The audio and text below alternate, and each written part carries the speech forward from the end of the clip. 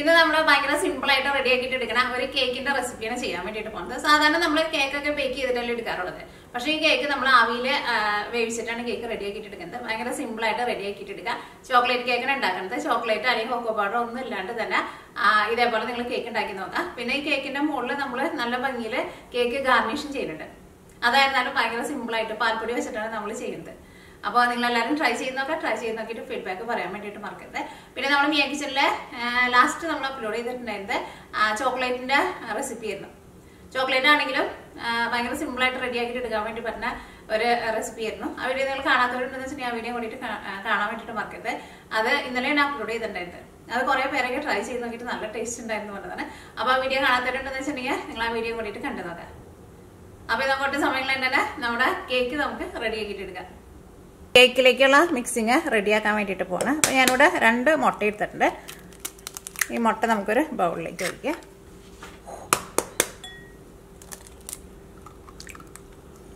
ഇതിലേക്ക് നമുക്ക് 1/2 ഗ്ലാസ് പൊടിച്ചെടുത്തേക്കണം പഞ്ചസാര ചേർക്കാം. മെഷീൻ കപ്പ് ഉണ്ടെന്ന് വെച്ചാൽ മെഷീൻ കപ്പിലെടുത്തോ.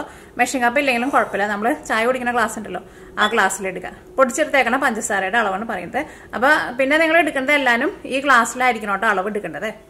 അപ്പോൾ ഇതിലേക്ക് നമുക്ക് 1/2 കപ്പ് പൊടിച്ചെടുത്തേക്കണം പഞ്ചസാര.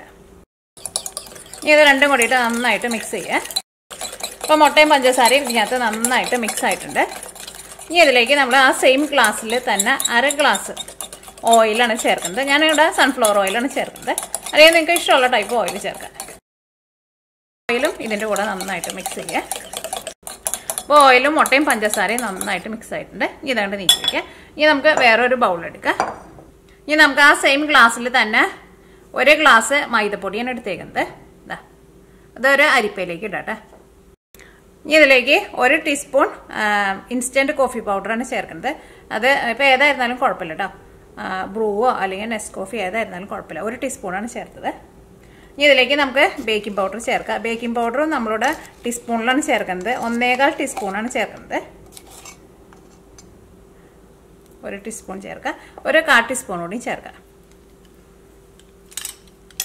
ബേക്കിംഗ് പൗഡർ എടുക്കുമ്പോൾ സ്പൂണിൽ ശരിക്കും നന്നായിട്ട് വടിച്ചിട്ടുള്ള അളവ് വേണം എടുക്കാൻ.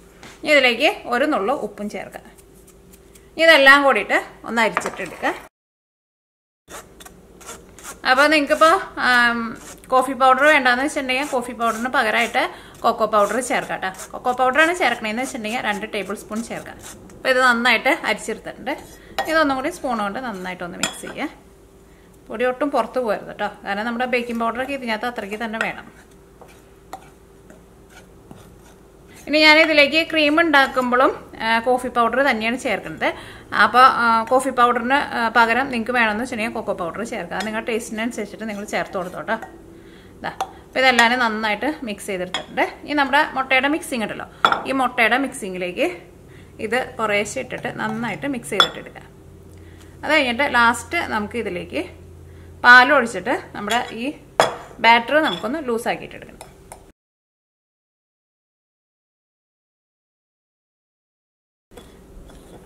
അപ്പോൾ പാലിൻ്റെ ഒരു കറക്റ്റ് അളവ് ഞാൻ പറയാനില്ല. ചിലപ്പോൾ നിങ്ങൾ മെഷീൻ കപ്പിലായിരിക്കും എടുക്കുന്നത്, ചായ കുടിക്കുന്ന ഗ്ലാസ്സിലേക്കായിരിക്കും. അപ്പോൾ നിങ്ങൾ അതനുസരിച്ചിട്ട് പാൽ ഒറ്റയടിക്ക് കുറേശ്ശെ ചേർക്കരുത്. കുറേശ്ശെ ഒഴിച്ചിട്ട് നന്നായിട്ട് മിക്സ് ചെയ്ത് കഴിഞ്ഞിട്ട് പിന്നെ വേണമെന്ന് വെച്ചിട്ടുണ്ടെങ്കിൽ അതനുസരിച്ചിട്ട് കുറേശ്ശെ പാല് ചേർത്തിട്ട് ഒന്ന് ലൂസാക്കിയിട്ട് എടുക്കുക.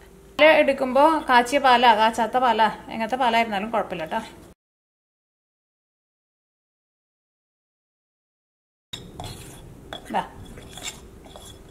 അപ്പോൾ നമ്മുടെ കേക്ക് ഉണ്ടാക്കാനുള്ള ബാറ്റർ റെഡി ആയിട്ടുണ്ട്. ബാറ്റർ ഇതേപോലെ തന്നെ ഇരിക്കണം.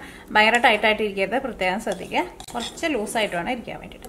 ഇനി ഇത് ഞാനിവിടെ കേക്ക് ബേക്ക് ചെയ്യാൻ വേണ്ടിയിട്ട് പോകുന്നത് ആവിയിൽ വെച്ചിട്ടാണ് കേക്ക് ബേക്ക് ചെയ്യുന്നത്. അപ്പോൾ ഞാനിവിടെ ഒരു സ്റ്റീൽ പാത്രത്തിലേക്ക് ഒഴിച്ചിട്ടാണ് ഈ കേക്ക് ബേക്ക് ചെയ്യാൻ വേണ്ടിയിട്ട് പോകുന്നത്. അപ്പോൾ അതിന് വേണ്ടിയിട്ട് നമുക്കൊരു സ്റ്റീൽ പാത്രം എടുക്കാം. അപ്പോൾ കേക്ക് ബേക്ക് ചെയ്യാൻ വേണ്ടിയിട്ട് ഇതാ ഞാനിവിടെ ഒരു സ്റ്റീൽ പാത്രം എടുത്തിട്ടുണ്ട്. ഒരുപാട് ഭയങ്കര ചെറുതായിട്ടുള്ളത് എടുക്കരുത് കേട്ടോ. കാരണം കേക്കിന് ഭയങ്കര തിക്നെസ് ആയിട്ടുണ്ടെന്ന് വെച്ചിട്ടുണ്ടെങ്കിൽ കേക്ക് വേവാൻ വേണ്ടിയിട്ട് കുറച്ചധികം സമയം കൂടുതലെടുക്കും. അപ്പോൾ നിങ്ങളുടെ അടുത്ത് ഇതിപ്പോൾ കുറച്ച് ചെറിയ പാത്രം. അപ്പം എൻ്റെ അടുത്ത് പിന്നെ എൻ്റെ കയ്യിലുള്ളത് കുറച്ചുകൂടി ഭയങ്കര വലിയ പാത്രം. ഇതിനേക്കാളും ഒരു പൊടിക്ക് വലിയ പാത്രം എന്ന് വെച്ചിട്ടുണ്ടെങ്കിൽ കുറച്ചും കൂടി നല്ലത്. അപ്പോൾ കേക്കിന് കുറച്ചും കൂടി നല്ലൊരു വട്ടം കിട്ടും കേക്കിന്. പിന്നെ കേക്ക് റെഡിയായിട്ട് എടുക്കാനാണെങ്കിലും അപ്പോൾ ഒരുപാട് സമയം എടുക്കില്ല. ഭയങ്കര തിക്കായിട്ട് ഇങ്ങനെ കേക്ക് വരുമ്പോൾ അതിൻ്റെ ഉള്ളു വേവാൻ വേണ്ടിയിട്ട് സമയം കൂടുതലെടുക്കും. അപ്പോൾ നമ്മൾ ഒഴിക്കുന്ന പാത്രത്തിൽ കേക്കിൻ്റെ ബാറ്റർ ഒരു പകുതി വരണ പാത്രത്തിൽ ഒഴിച്ചാൽ മതി. അപ്പോൾ ഇതിൻ്റെ ഉള്ളിൽ ഞാനിവിടെ കുറച്ച് ഓയിൽ തൂത്ത് കൊടുക്കുന്നുണ്ട്. സൈഡിലും ഉള്ളിലേക്ക് ഒന്ന് തൂത്ത് കൊടുക്കാം. ഇതിലേക്ക് നമ്മുടെ കേക്കിൻ്റെ മിക്സിങ് ഒഴിക്കാം.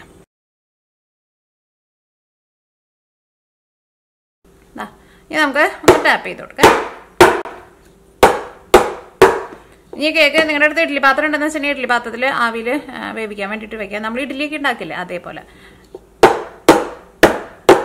അപ്പോൾ ഇഡ്ഡലി പാത്രം ഇല്ലാന്ന് വെച്ചിട്ടുണ്ടെങ്കിൽ വേറെ ഏതെങ്കിലും ഒരു പാത്രത്തിൽ വെള്ളം വെച്ചിട്ട് അതിൻ്റെ മുകളിൽ വേറൊരു പാത്രം കമത്തി വെച്ചിട്ട് ഇത് വെക്കുക. എന്നിട്ട് ഇതിൻ്റെ മുകളിൽ നമ്മൾ അലുമിനിയം ഫോയിൽ വെച്ചിട്ട് കവർ ചെയ്യണം കേട്ടോ. പ്രത്യേകം ശ്രദ്ധിക്കുക. അല്ലെങ്കിൽ എന്തെങ്കിലും ഒരു മൂടി വെച്ചിട്ട് കവർ ചെയ്യുക. അല്ലെങ്കിൽ ഇതിൻ്റെ ഉള്ളിലേക്ക് ആവി വെള്ളം വീഴരുത് കേട്ടോ. അപ്പോൾ ഞാനിവിടെ അലുമിനിയം ഫോയിൽ വെച്ചിട്ടാണ് കവർ ചെയ്യാൻ വേണ്ടിയിട്ട് പോകുന്നത്. ഇതിൻ്റെ ഉള്ളിൽ ഒരു 2 ഹോൾ ഇട്ട് കൊടുക്കാം. ആവി വന്നു തുടങ്ങിയിട്ടുണ്ട്. ഇനി നമുക്ക് നമ്മുടെ കേക്ക് ബേക്ക് ചെയ്യാൻ വേണ്ടിയിട്ട് വയ്ക്കാം. വയ്ക്കാം. നന്നായിട്ട് ഒന്നും കൂടി ആവി വന്നു കഴിയുമ്പോൾ പിന്നെ ഒരു മീഡിയം ഫ്ലെയിമിൽ വെക്കാം. ഈ കേക്ക് നമുക്ക് റെഡി ആയിട്ട് വരാൻ വേണ്ടിയിട്ട് 1 മണിക്കൂറിൻ്റെ അടുത്ത് എടുക്കട്ടെ. ഒരു 45 മിനിറ്റ് കഴിഞ്ഞ് കഴിയുമ്പോൾ നിങ്ങളൊന്ന് തുറന്ന് നോക്കിയിട്ട് ഒരു ഈർക്കിലി ഒരു ടൂത്ത് പിക്ക് എന്തെങ്കിലും വെച്ചിട്ടൊന്ന് കുത്തി നോക്കാം. അപ്പോൾ അത് ക്ലീൻ ആയിട്ട് വന്നിട്ടുണ്ടെന്ന് വെച്ചിട്ടുണ്ടെങ്കിൽ കേക്ക് റെഡി ആയിട്ടോ. ക്രീം റെഡിയാക്കാൻ വേണ്ടിയിട്ട് പോവാണ്.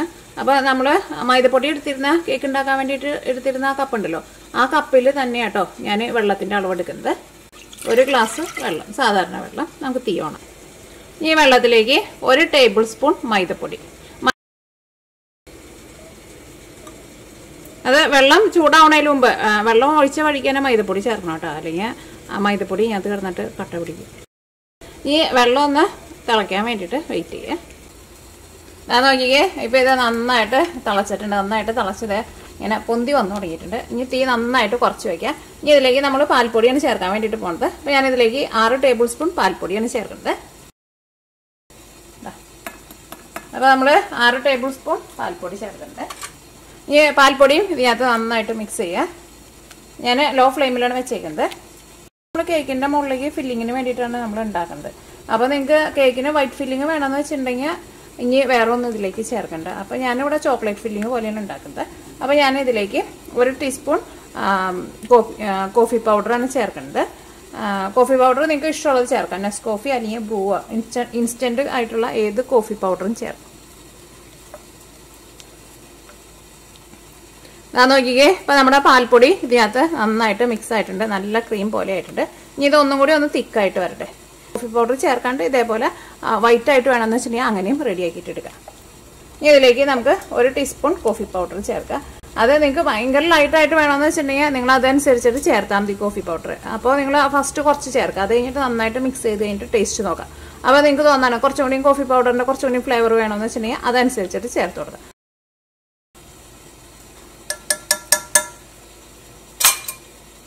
ഞാനിവിടെ ബ്രൂ ആണ് ചേർത്തേക്കുന്നത്. ബ്രൂ തന്നെ ചേർക്കണമെന്ന് നിർബന്ധമില്ല കേട്ടോ.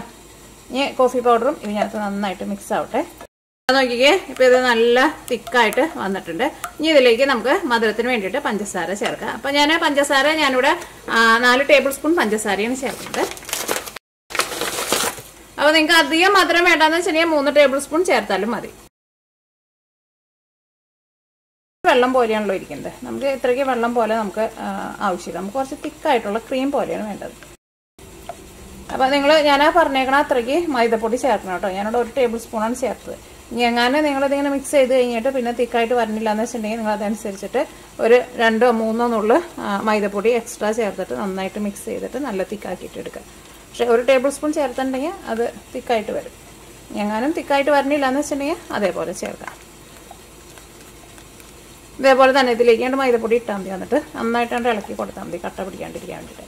പിന്നെ നിങ്ങളിത് റെഡിയാക്കിയിട്ട് എടുക്കുന്ന സമയത്ത് എങ്ങാനും ഇതിനകത്ത് ഭയങ്കരമായിട്ട് കട്ട പോലെ കാണുന്നുണ്ടെന്ന് വെച്ചിട്ടുണ്ടെങ്കിൽ ഇത് ചൂടാറി കഴിഞ്ഞ് കഴിയുമ്പോൾ മിക്സിയിൽ ഇട്ടിട്ട് നല്ല പേസ്റ്റ് പോലെ അരച്ചിട്ടെടുക്കുക. അപ്പോൾ നല്ല ക്രീം പോലെ കിട്ടും. ഞാൻ നോക്കിക്കേ, ഇതിപ്പോൾ നല്ല തിക്കായിട്ട് വന്നു തുടങ്ങിയിട്ടുണ്ട്. ഈ പാത്രത്തിൽ നിന്നൊക്കെ ഇതേപോലെ ഇങ്ങനെ വിട്ടു പോകാനുണ്ട്. ഇതേപോലെ ഇങ്ങനെ ആയി കഴിഞ്ഞപ്പോൾ നമുക്ക് തീ ഓഫ് ചെയ്യാം. ഇനി ഇത് ഇരുന്നിട്ട് ചൂടാറട്ടെ. അപ്പോൾ ഇത് ഞാൻ മിക്സിയിലിട്ടിട്ട് ഒന്ന് കറക്കിയെടുക്കാൻ വേണ്ടിയിട്ട് പോകട്ടെ. ഇപ്പം നമ്മൾ കേക്ക് ആവിയിൽ വേവിക്കാൻ വേണ്ടിയിട്ട് വെച്ചിട്ട് ഒരു 45 മിനിറ്റ് ആയിട്ടുണ്ട് കേട്ടോ. ഞാനൊന്ന് തുറന്ന് നോക്കട്ടെ. ഇനി നമുക്ക് തീ ഓഫ് ചെയ്യാം.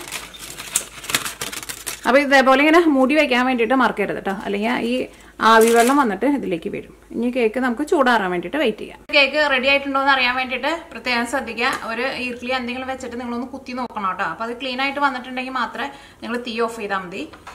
അപ്പോൾ അതാ നോക്കിക്കേ, നമ്മുടെ കേക്ക് റെഡി ആയിട്ടുണ്ട്. ഇനി നമ്മൾ ഇതിലേക്ക് നമ്മുടെ ക്രീം റെഡിയാക്കി വെച്ചിട്ടില്ലേ, അതാണ് നമ്മൾ ഫില്ല് ചെയ്യാൻ വേണ്ടിയിട്ട് പോണത്.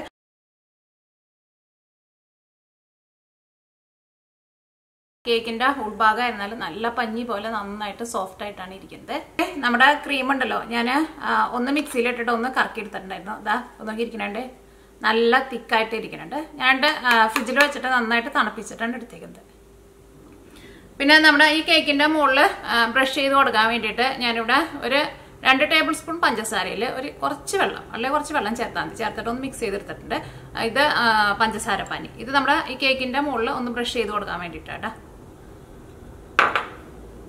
പിന്നെ കേക്ക് ഗാർണിഷ് ചെയ്യാൻ വേണ്ടിയിട്ട് ഞാൻ കഴിഞ്ഞ ദിവസം ലാസ്റ്റ് അപ്ലോഡ് ചെയ്തിരുന്ന റെസിപ്പി എന്താണ് ഈ ചോക്ലേറ്റ് ഉണ്ടാക്കുന്നതായിരുന്നു. പാൽപ്പൊടി വെച്ചിട്ടാണ് ചോക്ലേറ്റ് ഉണ്ടാക്കുന്നത്. അപ്പോൾ ഞാൻ ചോക്ലേറ്റും ഞാനൊന്ന് ഗ്രേറ്റ് ചെയ്തിട്ട് ലാസ്റ്റ് ഈ കേക്കിന്റെ മുകളിൽ ഗാർണിഷ് ചെയ്യാൻ വേണ്ടിയിട്ട് ചേർക്കുന്നുണ്ട് കേട്ടോ. അപ്പോൾ ഈ ചോക്ലേറ്റ് ഉണ്ടാക്കുന്ന വീഡിയോ നിങ്ങൾ കാണാത്തവരുണ്ടെന്ന് വെച്ചാൽ കാണാൻ വേണ്ടിയിട്ട് മറക്കരുത്. ഭയങ്കര സിമ്പിളായിട്ട് റെഡി ആക്കിയിട്ട് എടുക്കാൻ വേണ്ടിയിട്ട് പറ്റും. ഇതിന്റെ മുകളിൽ ഫസ്റ്റ് പഞ്ചസാര പാനി ഒന്ന് ബ്രഷ് ചെയ്ത് കൊടുക്കാം. ഇനി നമുക്ക് 1 മിനിറ്റ് ഒന്ന് വെയിറ്റ് ചെയ്യാം. അപ്പോൾ നമ്മൾ 1 മിനിറ്റ് വെയിറ്റ് ചെയ്തിട്ടുണ്ടായിരുന്നു. ഇനി നമ്മുടെ ക്രീം നമുക്ക് തേച്ച് കൊടുക്കാം. അത് നോക്കിക്കേ, ക്രീം ഇതേപോലെ ഇങ്ങനെ ഇരിക്കണം. അപ്പോൾ അതിന് മുമ്പായിട്ട് ഞാൻ ഈ കേക്കിന്റെ ഈ മോൾ ഭാഗം കുറച്ചൊന്ന് കട്ട് ചെയ്ത് മാറ്റട്ടെ.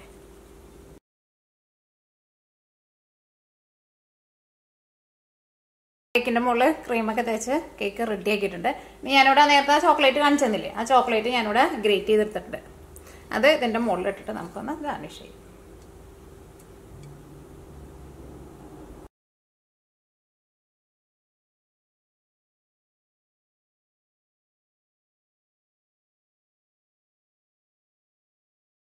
അപ്പോൾ നോക്കിക്കേ, നമ്മുടെ ഭയങ്കര സിമ്പിളായിട്ടുള്ള ചോക്ലേറ്റ് കേക്ക് റെഡി ആയിട്ടുണ്ട്. ഈ കേക്ക് ഫ്രിഡ്ജിൽ വെച്ചിട്ട് നന്നായിട്ട് തണുപ്പിച്ചിട്ട് വേണം കേട്ടോ കേക്ക് കട്ട് ചെയ്യാൻ വേണ്ടിയിട്ട്. അപ്പോൾ ഇനി നമുക്ക് കേക്ക് ഒന്ന് കട്ട് ചെയ്ത് നോക്കാം. അപ്പോൾ ഞാനിത് ഫ്രിഡ്ജിൽ വെച്ചിട്ട് തണുപ്പിച്ചിട്ടില്ല കേട്ടോ. പക്ഷെ നിങ്ങൾ ഫ്രിഡ്ജിൽ വെച്ചിട്ട് നന്നായിട്ട് തണുത്ത് കഴിഞ്ഞിട്ട് കട്ട് ചെയ്താൽ മതി.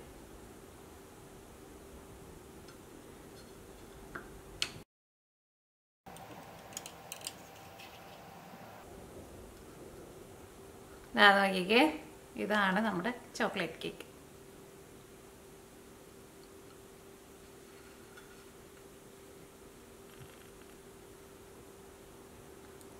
അപ്പോൾ നിങ്ങളെല്ലാവരും ട്രൈ ചെയ്ത് നോക്കുക. ട്രൈ ചെയ്ത് നോക്കിയിട്ട് ഫീഡ്ബാക്ക് പറയാൻ വേണ്ടിയിട്ട് മറക്കരുത്. ഞാൻ പറഞ്ഞ പോലെയൊക്കെ എല്ലാവരും കറക്റ്റ് അളവിൽ എടുത്തിട്ട് വേണം കേട്ടോ ചെയ്യാൻ വേണ്ടിയിട്ട്.